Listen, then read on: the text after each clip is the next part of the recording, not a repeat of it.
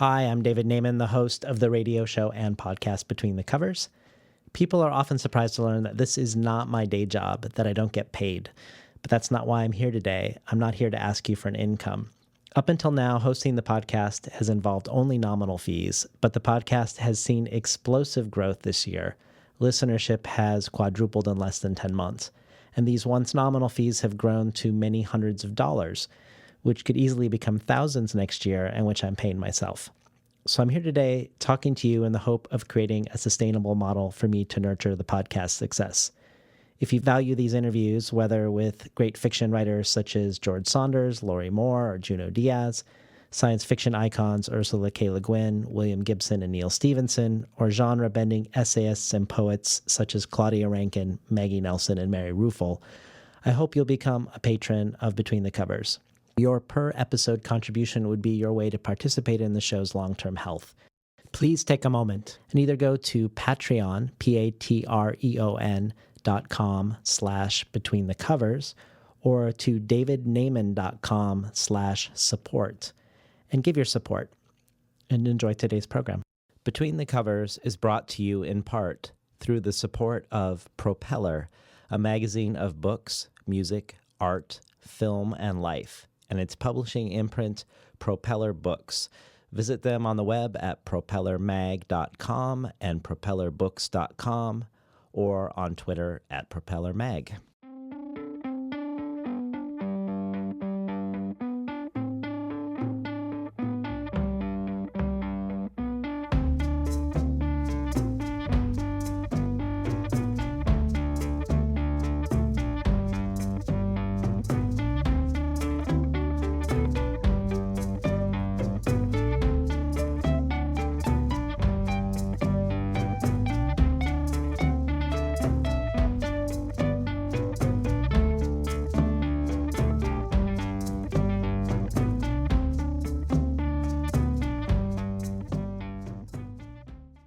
Good morning and welcome to Between the Covers. I'm David Naiman, your host.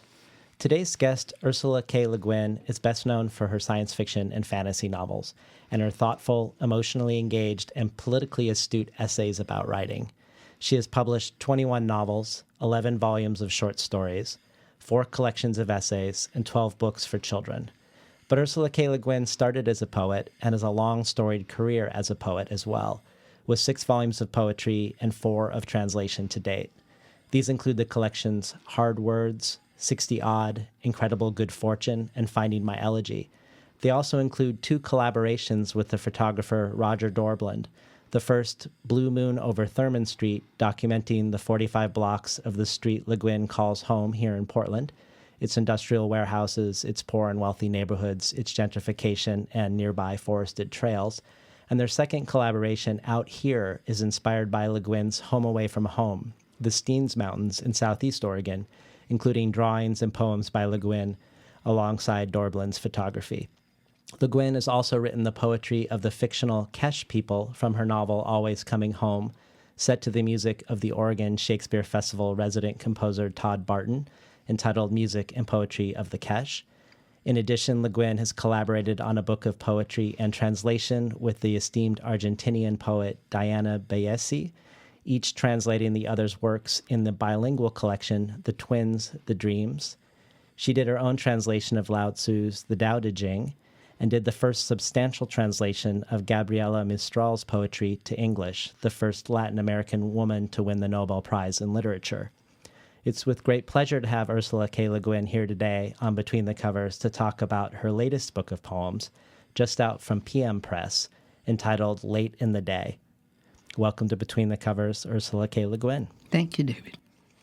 So at the back of Late in the Day is your author photo, and it leapt out at me because it's very different than a lot of author photos that I've seen, and it made me wonder if its composition tells us something about your orientation towards poetry. For one, the setting, the natural world, takes up about 2/3 of the photo. Nature, in this case the Oregon coast, with a pinkish purple sky, shares the frame with the human figure and sort of contextualizes the human form within the natural world. But even more unusual, for an author photo, you're looking away from the camera. You're looking out towards the ocean, to the rocks, the sky, and it feels like you're almost inviting us to look that way with you, to contemplate with you. Does that resonate at all with your sense of poetics? Yeah, and it's a good description of the photograph. The photograph is actually a still from a documentary by Arwen Curry, which is in the making now. And I imagine Arwen and I had been talking, and there was a pause, and the cameraman just went click, you know. Yeah, and I liked the picture very much, so I suggested it to PM to use on the cover. What makes me feel like it suggests also that your poems aren't about you. Of course, they are also about you as the viewer, but that your gaze is outward towards the other. I guess so. I'm certainly not a confessional poet. Yeah. I know you've talked about the phenomenon that happens sometimes when you're writing prose, when you're writing a novel, that you hear a voice, the voice of another inside of you that becomes the character that tells the story for you. And I was wondering if you feel like poetry was particularly suited to listening to contemplation versus prose. Well, that's complicated. I don't write very many persona poems, which is kind of the equivalent of the voice of a character dictating to you in a novel. I have written some, but poems come in their own different way, and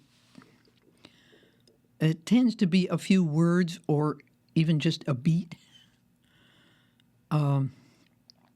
with a kind of aura about them, and you know that there is possibly a poem there. But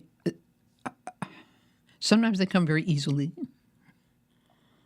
But I've never felt like I was taking dictation with a poem the way I have felt with novels. Yeah. Like that the voice speaking through me was so certain of what it wanted to say that I didn't have to argue. So a very different sort of listening. Yeah. Yeah. Yeah. Well, I know you don't write haiku, but there were a lot of poems in Late in the Day that made me think about some of maybe a shared sensibility with haiku, and it made me go to the Essential Haiku that was translated by Robert Haas, and I wanted to go to the introduction to see if my instincts were true in this regard. And what he says about haiku is that haikus are attentive to time and space. They are grounded in a season of the year. The language is kept plain with accurate, original images drawn from common life. And there's a sense of the human place within the cyclical nature of the world. And I felt like that, while you're not writing in the haiku form, I felt like those things could really characterize. I feel totally at home with that. The thing about haiku in English is, to me, the form doesn't work in English.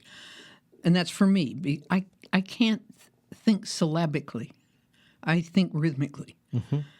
And the syllable count it just doesn't give form to me.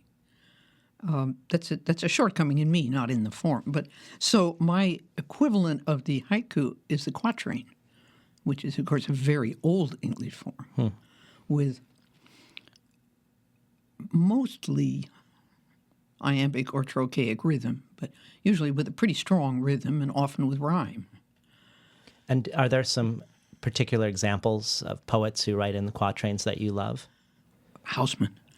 Houseman is the absolute master of the quatrain, yeah. And I kind of grew up with Houseman from, 12 or 13 on. Yeah, he goes deep. You have a section in Late in the Day that is quatrains called 4 lines. I have that in a couple of my books, yeah. Yeah.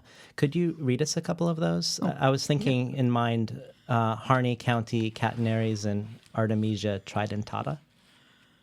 Harney County catenaries. Aloof and noble, the great buttes rear up their rimrock, let their slopes slide motionlessly down in the necessary curve from heaven. And Artemisia tridentata. Some ruthlessness befits old age.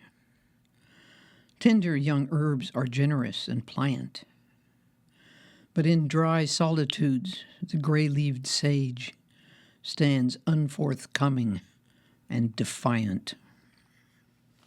You've been listening to Ursula K. Le Guin read from her new collection of poetry, Late in the Day, from PM Press. A Booklist has a review of one of your earlier collections called Going Out with Peacocks. And in it says that the book can be divided into poems about nature from which political concerns are not entirely absent, and other poems that are political where nature is not entirely absent.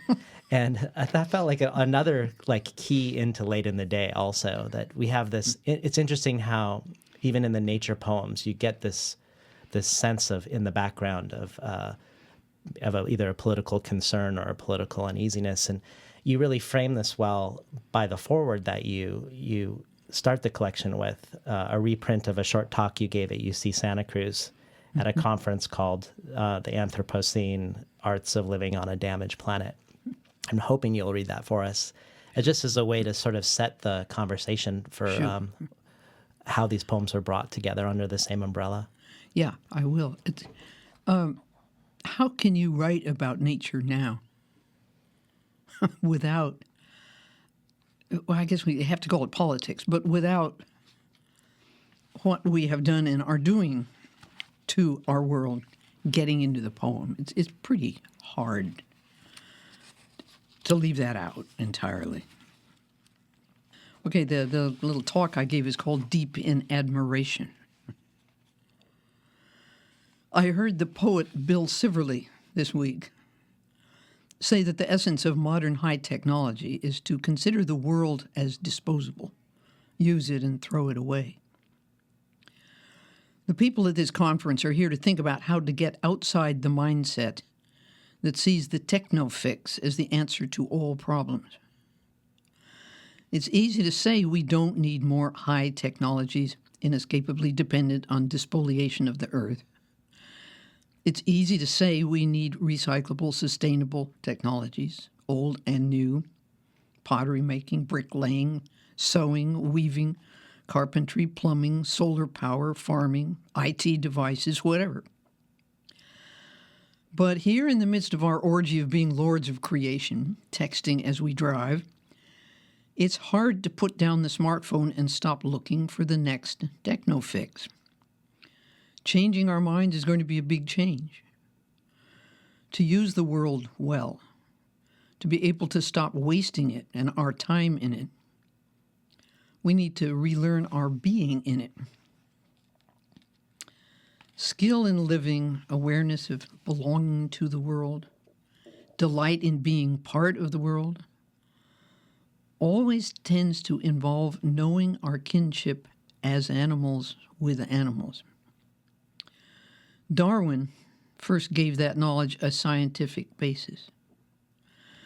And now both poets and scientists are extending the rational aspect of our sense of relationship to creatures without nervous systems and to non-living beings. Our fellowship as creatures with other creatures, things with other things. Relationship among all things appears to be complex and reciprocal, always at least two-way back and forth. It seems that nothing is single in this universe, and nothing goes one way. In this view, we humans appear as particularly lively, intense, aware nodes of relation in an infinite network of connections, simple or complicated, direct or hidden, strong or delicate, temporary or very long-lasting. A web of connections, infinite but locally fragile, with and among everything, all beings, including what we generally class as things, objects. Descartes and the behaviorists willfully saw dogs as machines without feeling. Is seeing plants as without feeling a similar arrogance? One way to stop seeing trees or rivers or hills only as natural resources is to class them as fellow beings, kinfolk. I guess I'm trying to subjectify the universe, because look where objectifying it has gotten us. To subjectify is not necessarily to co-opt or colonize or exploit.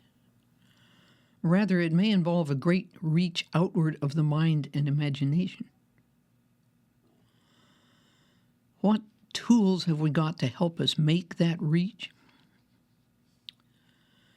In Romantic Things, Mary Jacobus wrote, "The regulated speech of poetry may be as close as we can get to such things, to the stilled voice of the inanimate object, or the insentient standing of trees." Poetry is the human language that can try to say what a tree or a rock or a river is. That is to speak humanly for it, in both senses of the word for.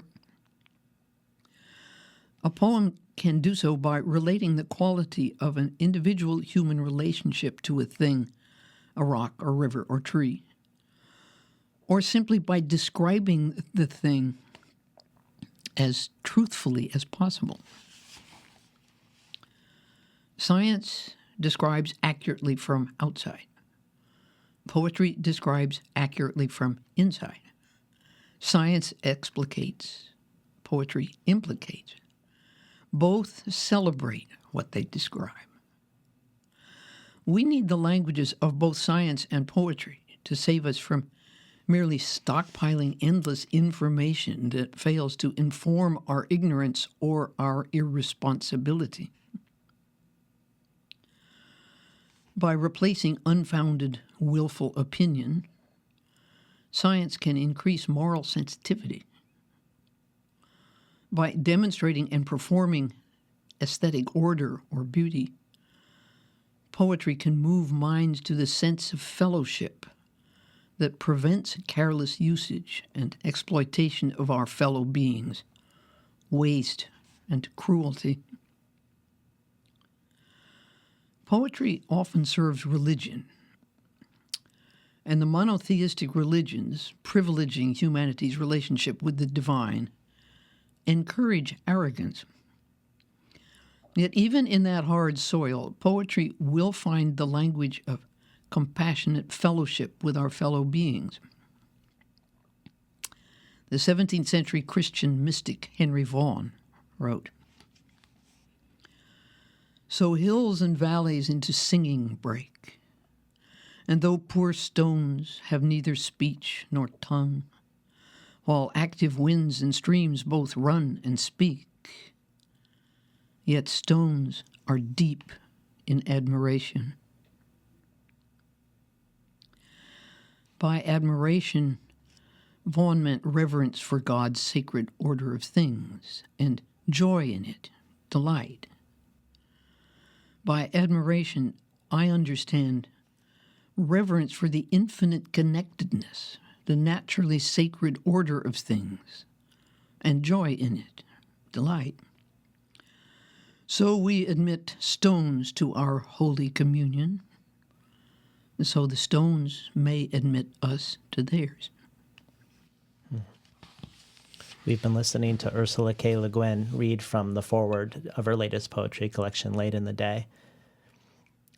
As we were mentioning before you read that wonderful piece, it's impossible to write about nature honestly now without the political coming in and the human... The responsibility. Yes. Yeah.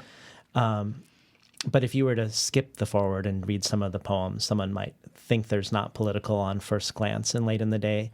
But the foreword seems to suggest that the advocacy for stillness and silence and fellowship is in and of itself a radical act.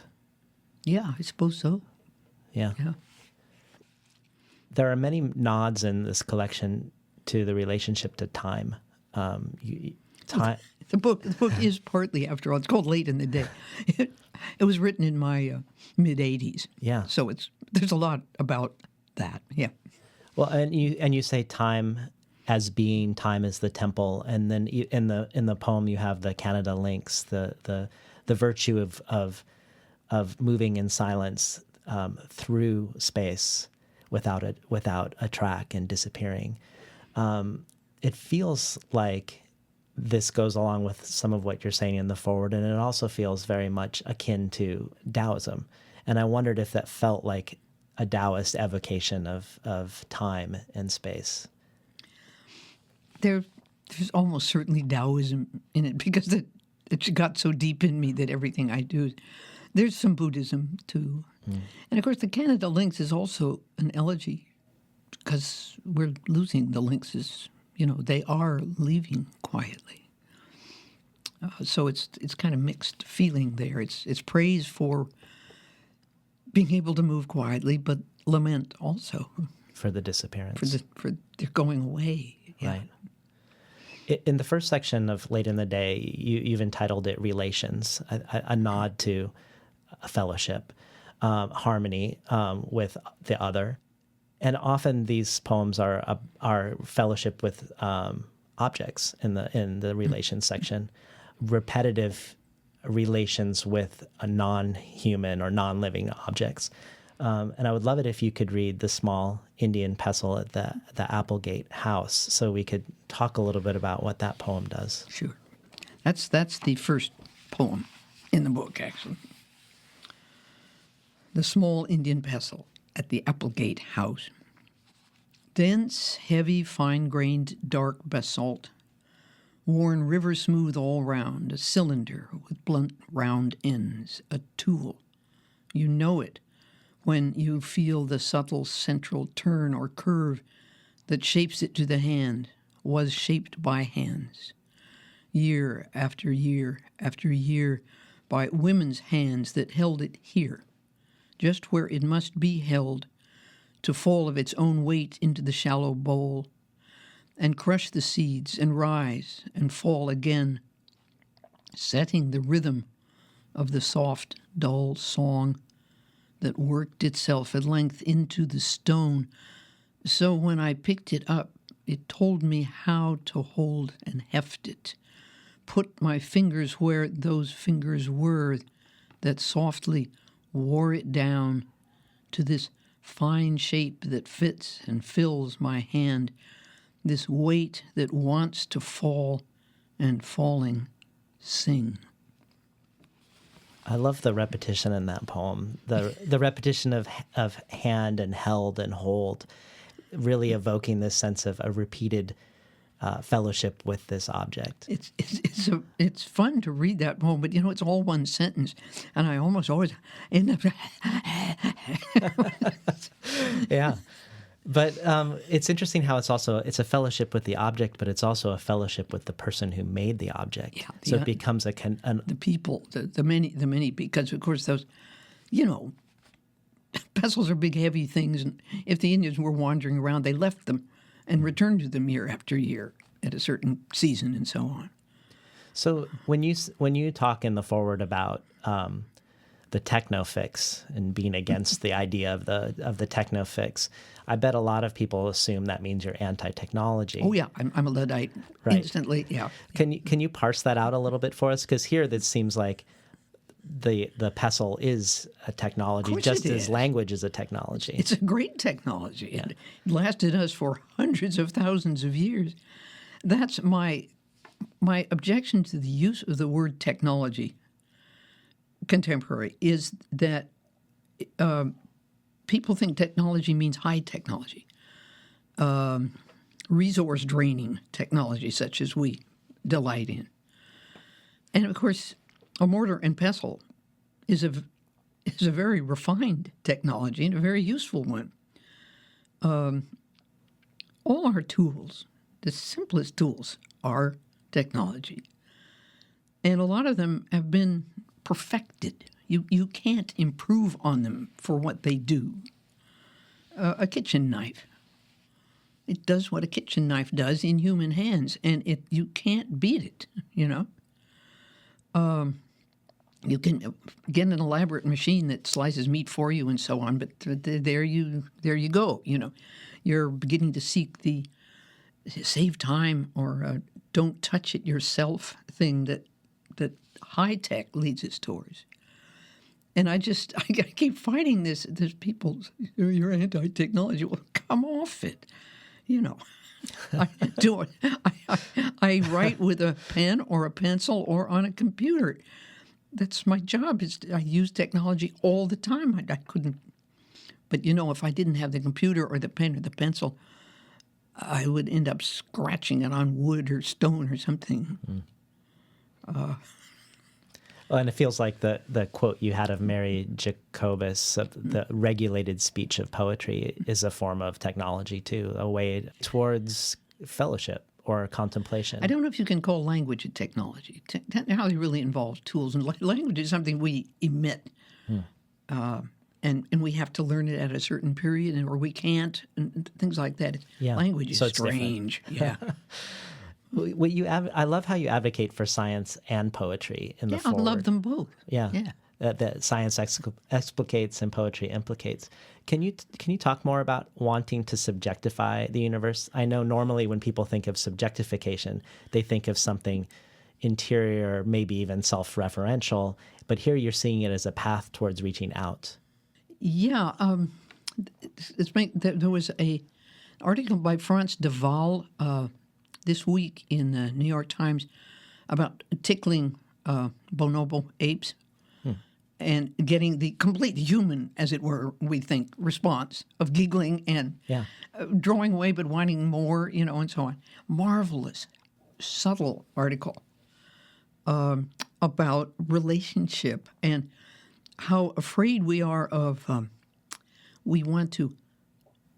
many scientists want to objectify our relationship with animals. And so we cannot say that, you know, that the little ape is acting just the way a little human would. You know, it's responding only in ape fashion. We mustn't use human words. We mustn't anthropomorphize.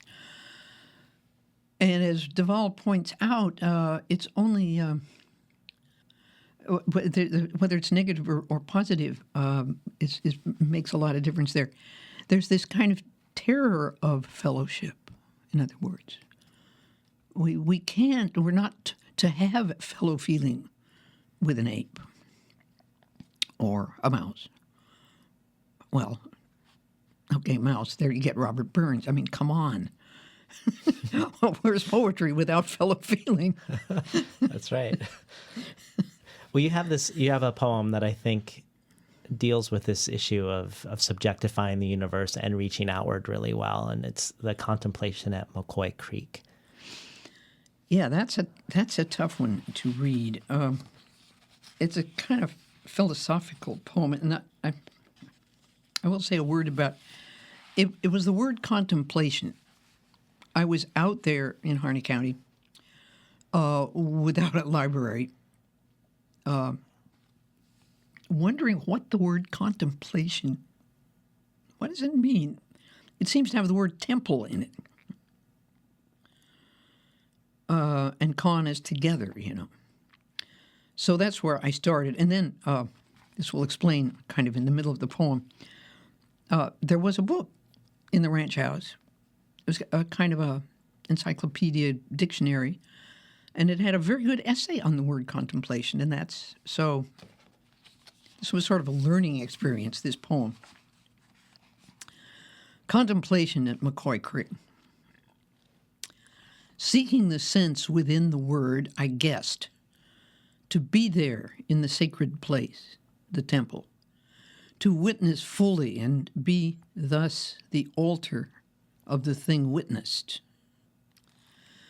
In shade beside the creek, I contemplate how the great waters coming from the heights early this summer changed the water course. The 4 big midstream boulders stayed in place. The willows are some thriving and some dead. rooted in, uprooted by the flood. Over the valley in the radiant light, a raven takes its way from east to west. Shadow wings across the rimrock pass, as silent as the raven. Contemplation shows me nothing discontinuous. When I looked in the book, I found time is the temple, time itself and space, observed, marked out, to make the sacred place on the four-quartered sky, the in-walled ground. To join in continuity, the mind follows the water, shadows the birds, observes the unmoved rock, the subtle flight. Slowly, in silence, without words, the altar of the place and hour is raised. Self is lost, a sacrifice to praise, and praise itself sinks into quietness. We've been listening to Ursula K. Le Guin read from her latest poetry collection, Late in the Day. There's a line at the beginning of that poem, seeking the sense within the word, that reminded me of something you said in an interview with the Poetry Society of America. They had a column called First Loves, where they asked poets to talk about their first exposure to poetry. And you talked about a collection of narrative poems, Lays of Ancient Rome by Thomas Babington Macaulay, and also the poems of Swinburne, and how you thought you learned through those poems that you could tell stories through poems, but also that the stories are often past the meaning of the words themselves, that there's a deeper meaning of story that comes from the beat and the music of the words, not from the meaning of the individual words. Can you talk about that a little bit? Well, just to say that deeper meaning, this is where poetry approaches music, because you cannot say what you cannot put that meaning in words as a intellectually comprehensible. Mm-hmm. It's just there, and you know it's there, and it is the rhythm and the beat and the music of the sound that carries it. But of course, that is, to me, this is extremely mysterious, and rightly so. Robert Frost talks about it, or compares it to like hearing somebody having a conversation on the other side of the wall, and you're able to tell what they're saying through the intonation and the rhythm, but you don't actually hear any of the individual words. You can tell what they're feeling, probably, but you may not be able to. You don't know what they're talking about even, but you know how they feel about it by the sound. Yeah. That's neat. And when we had our conversation last year about Steering the Craft, your craft book for prose writers, you also mentioned this with regards to Virginia Woolf, who I know didn't really write poetry, no, I don't think. Never. But is that a similar phenomenon? Do you think that what you learned when you were young with poetry around the meaning of the sound and what you've described of the meaningfulness of Virginia Woolf to you when you write prose? Yeah, when you're talking about the sound and the rhythm of prose, it is so different from poetry because it's much coarser in a way. It's a very long beat, enormously much longer. The rhythms of a prose work. Of course, a sentence has its rhythms too, and Woolf was intensely aware of that. She has that marvelous paragraph about the rhythm is what gives her the book. But boy, it's hard to talk about. Because it's sort of one of these experiential things that we don't really have a vocabulary for it. I'm not sure. I wonder if there is a vocabulary for it. It's like talking about music. You can only say so much about music, and then you simply have to play it so the person can hear it and get it or not get it. Yeah. Right. Well, can you talk about some of the poets that you love as an adult? Who are some of your cherished poets? Well, I have to put Rilke very high. I had McIntyre's translation of the Duino Elegies one summer when I needed help. I was in a bad time, and I kind of feel like some of the elegies got me out of it. They carried me through it anyway. And I don't read German. I don't know German. So Rilke and Goethe, I have to get with facing translations, and then just work my way back and forth and back and forth. And usually I end up I make my own crummy translation so I can work my way into the German words with a dictionary, and feel my... And that is a very laborious way of reading poetry. But of course, you do it word by word. If you don't know the German nouns and you got to look up every single one, and the verbs are mysterious and they're not in the right place, so it's a terrible language. But by the time you've done that, you know the poem. You've kind of made your own version of it in English.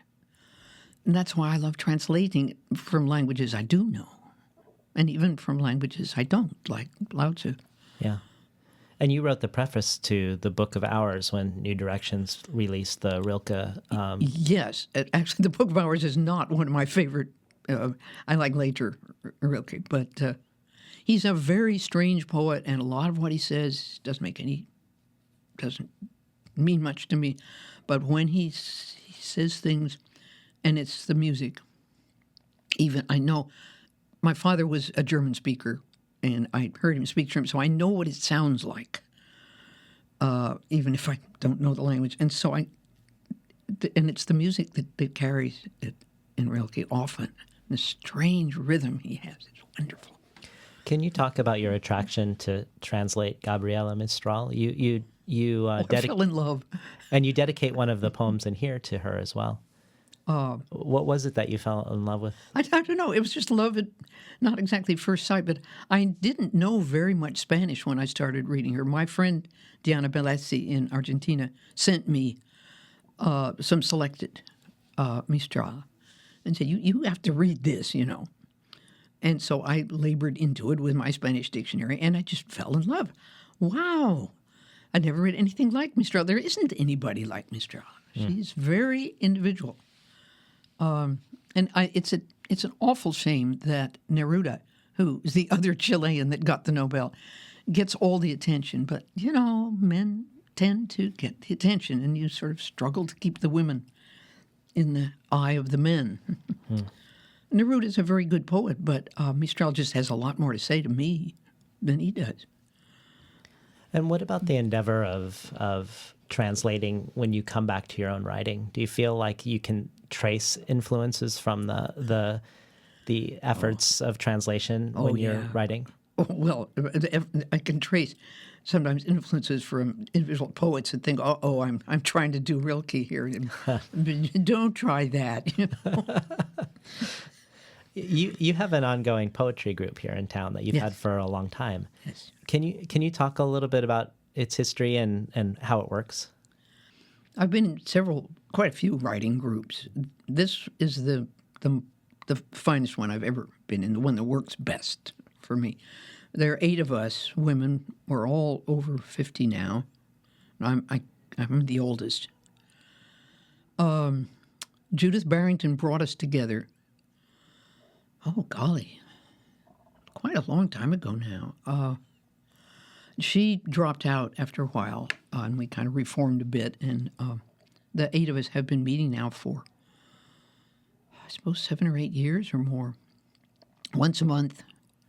And you give each other assignments, right? There's one person gives an assignment every month. You don't have to do the assignment, but it gives a little shape to the next meeting. And it's, it can be an assignment in form or a subject, or even a kind of imitation of something some other poet did.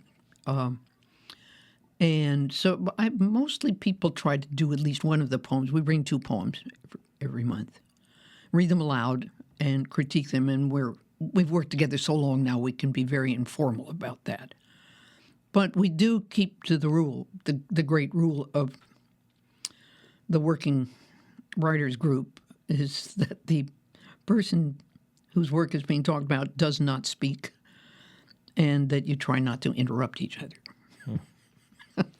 Well, I really loved the afterword to Late in the Day entitled Form, Free Verse, Free Form, Some Thoughts, where you talk about the poetry group, but you also talk about this realization you had from the poetry group assignments that form can give you a poem.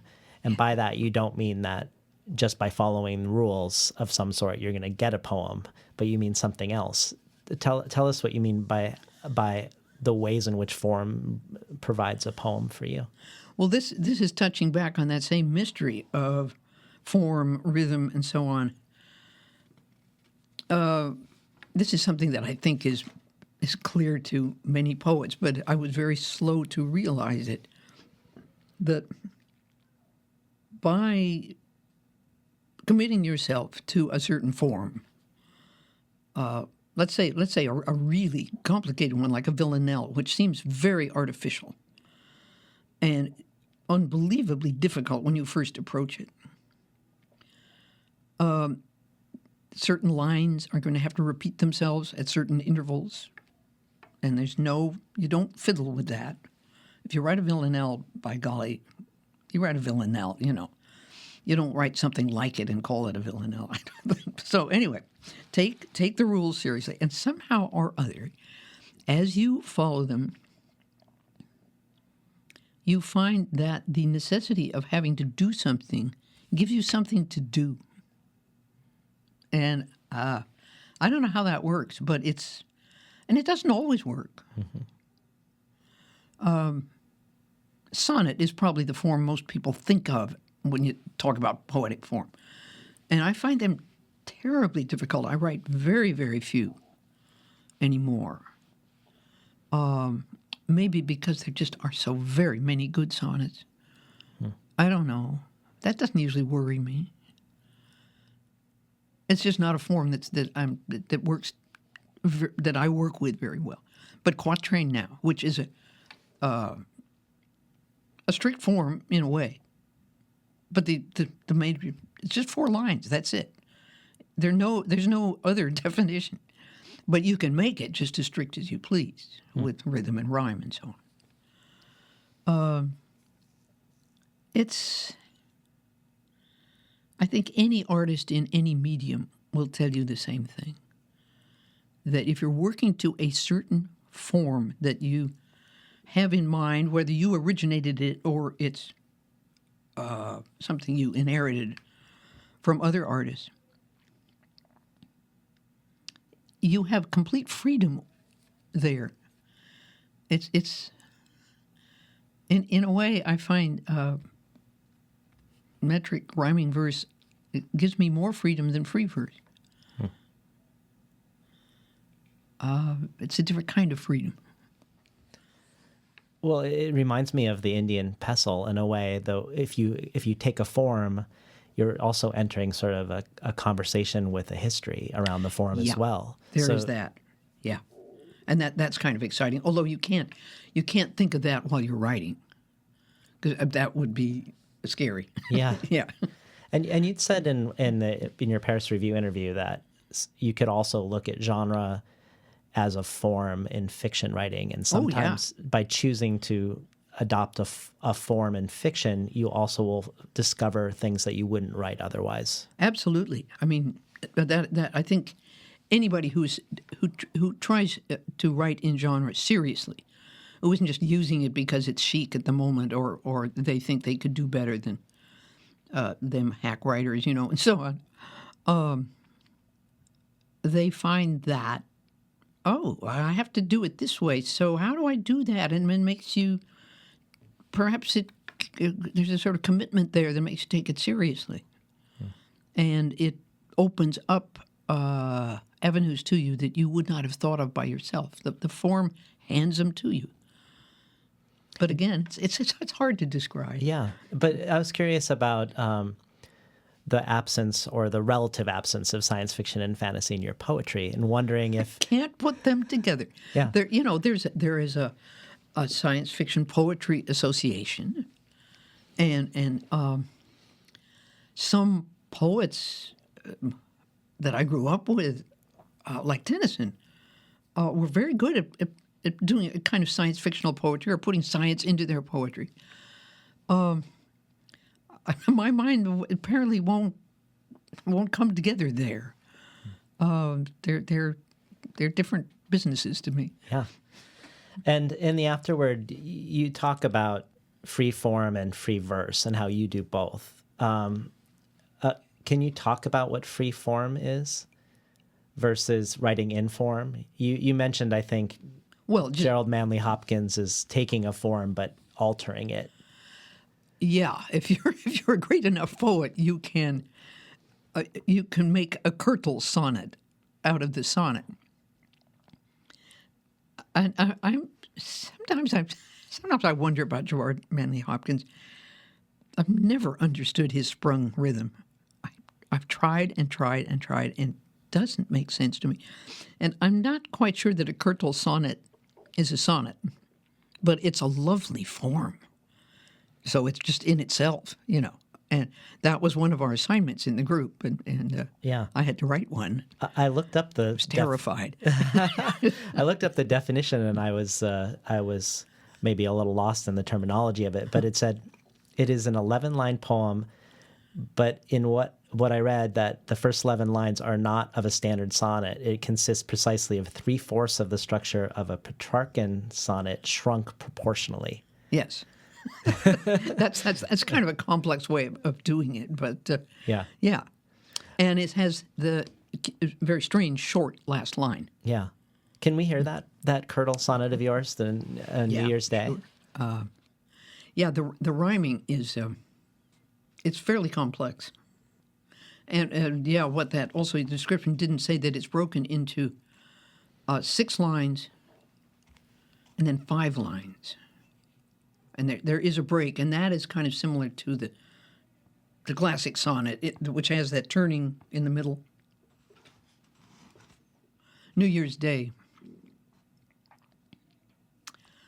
An eagle, anger with a broken wing, struggles inside my body and strikes blind to break the iron bars with iron beak. Far too late now for cure or soft healing. To such deep injury no hand is kind. Within me is the way the bird must take. In this cage, all the sky she can attain. The wide, clear, patient silence of the mind, where flight goes far and fierce thought can forsake words and seek distances out past all pain, ache, and heartache. We've been listening to Ursula K. Le Guin read from her poetry collection, Late in the Day. I have one more poem I would love for you to read, and partly because I want to hear the story behind it. It's called Definition or Seeing the Horse, and it has subtitles in the poem that I would love to hear how they relate to the poem and how this form arose for you.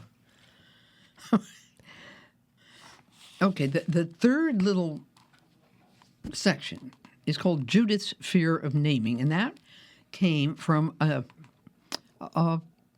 discussion with Judith Barrington years ago where she was saying she'd rather not know the name of a bird because it sort of demystified the bird. And I sort of said, oh, no, I want to know the bird's name. And we sort of argued back and forth for a while about it. And, of course, got nowhere. We each wrote a poem specifically, I think, sort of to the other about it, mine would be in another collection. But anyway, I was sort of circling back over that, and I don't know what got me started on it. I had just read Dickens's Hard Times, which is one of his finest books, I think. And so it starts, the poem is called Definition, or Seeing the Horse. 1. Dickens' Hard Times. Girl number 20, define a horse. But Sissy, the circus rider, can't say what a horse is. To the schoolmaster so blinded by abstractions, he can't see a horse.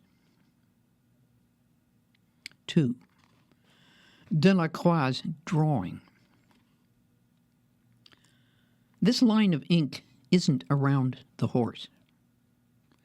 It ropes and bridles a certain thing seen from a certain angle on a piece of paper once.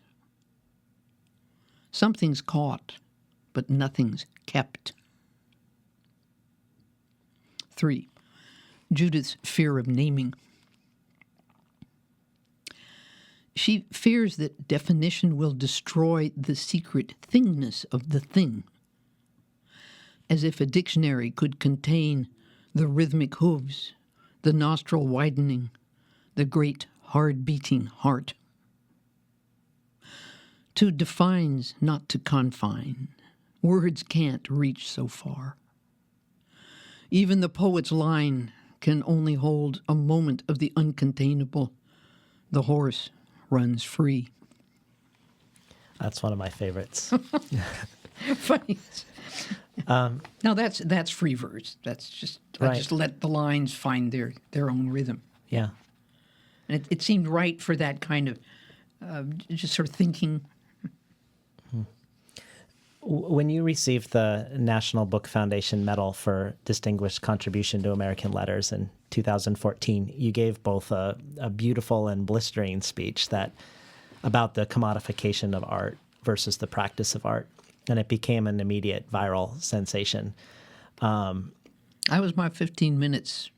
my Warhol 15 minutes. Yep. That was so amazing the next morning. Yeah, I bet it was. It was. Tell us why you decided to end the book with this speech as a postscript. Because PM Press asked for it. This book came out last fall, about a year after, just about a year after that speech. And I thought, okay, why not? Yeah. Well, you say in that speech that resistance and change often begin in art, that most often in the art of words that you see the beginnings of resistance and change. Yeah, I mean, after all, dictators are always afraid of poets, which I think seems kind of weird to a lot of Americans to whom poets are not political beings.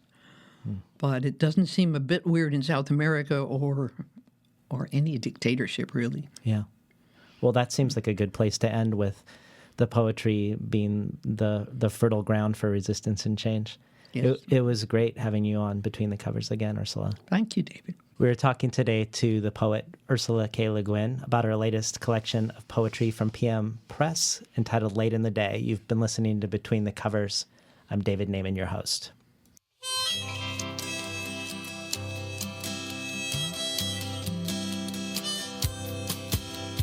Today's program was recorded at the studios of KBOO, volunteer-powered, non-commercial, listener-sponsored, full-strength community radio from Portland, Oregon, found at kboo.fm.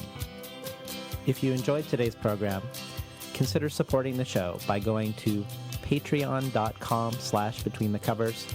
And also while you're there, check out the growing archive of bonus material available. Thanks for listening.